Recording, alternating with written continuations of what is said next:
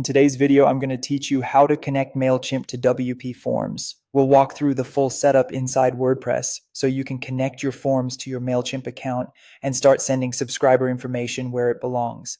This is a useful integration if you want people who submit a form on your website to be added to your email marketing audience more efficiently. To begin, log into your WordPress dashboard. Once you're inside the admin area, go to WPForms and then open add-ons. This is where WPForms lets you extend its features by installing extra integrations and tools.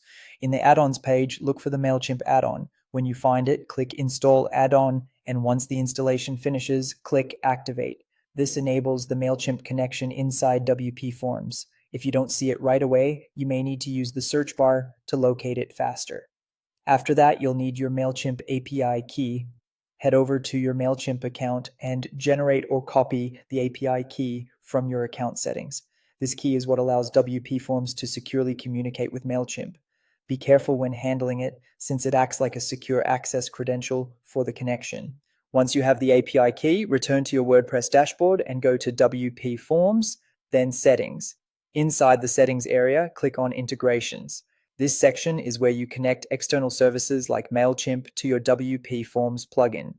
Find Mailchimp in the list of available integrations and click to expand it. Then click the Add New Account button. You'll now be prompted to paste in your Mailchimp API key and enter an account nickname. The nickname is just for internal organization, so choose something clear and recognizable, especially if you plan to connect more than one account later. Next, click Connect to Mailchimp and then click Save. Saving is important here because it stores the connection and makes it available when you're editing forms. If the connection is successful, WPForms will be able to pull in data from your Mailchimp account for future form mapping.